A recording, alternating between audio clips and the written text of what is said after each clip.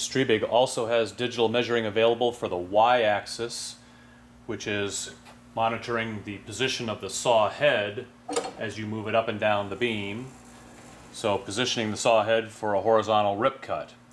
It can measure, just like the two tapes on the front of the beam, either from the rollers on the bottom up or from the center shelf fingers and up. And it also will allow you to measure from the top of the panel down for top-down cutting or repeat rip or strip cutting.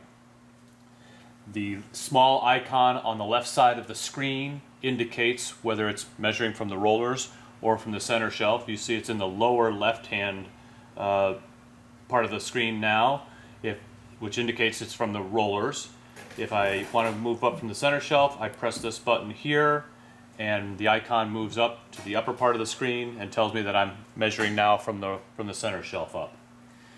If I want to use top-down cutting, like my mechanical repeat rip device, I simply establish a starting point at the top of the panel, usually by making a trim cut, and then as soon as I finish making that trim cut, the first thing I do is press the saw kerf button.